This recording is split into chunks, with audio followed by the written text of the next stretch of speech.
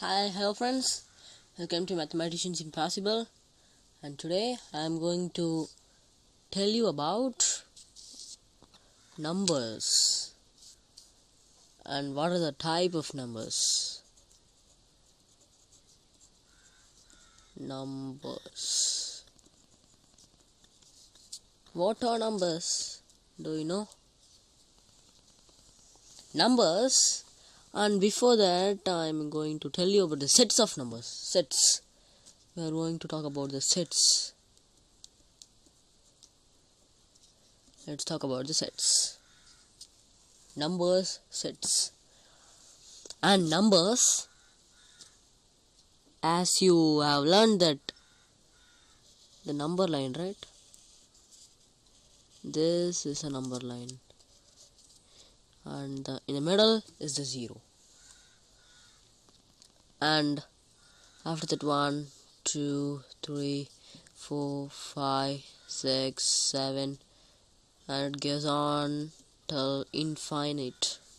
And this set from 1 to infinite is the set called natural numbers.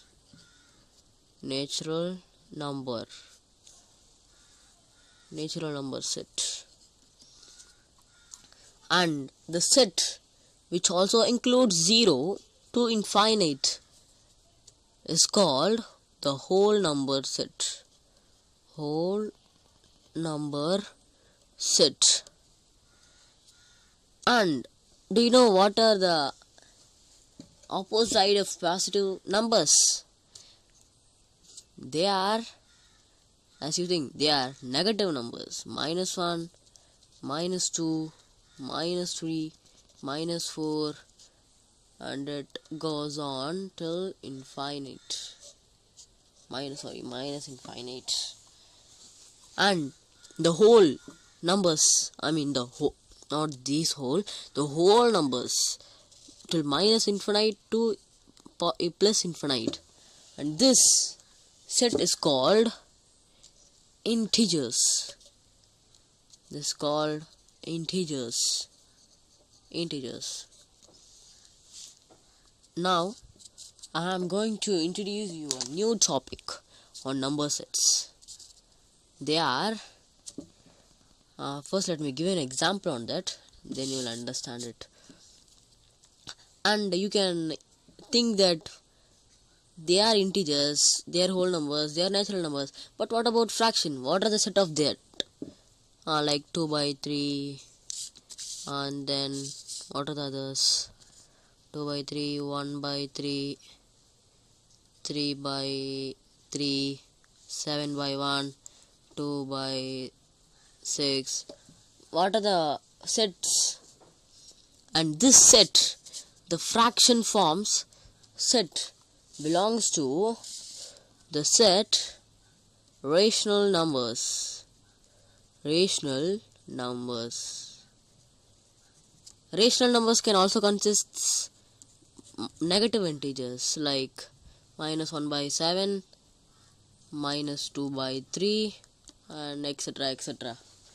And there's even another set that's called irrational numbers. Irrational number. That means they always recur. They don't they are terminating numbers like pi, √2, e. These are all terminating numbers. This set belongs to the irrational numbers. Irrational numbers. These irrational numbers have many constants like Archimedes constant, Planck's constant, and Kepler's constant, Newton's constant, pi, √2, and Euler's constant. Many constants, because most of the constants invented are always irrational. They don't stop in a particular point. Now, the last part of number system is called the real numbers. Real numbers. real numbers are very important to know. These will help in highest classes like 9th standard and 10th until you finish your graduate level.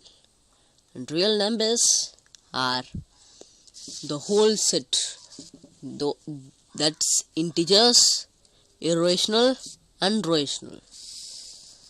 These three form up and make up the real numbers. Real numbers are made of integers, rational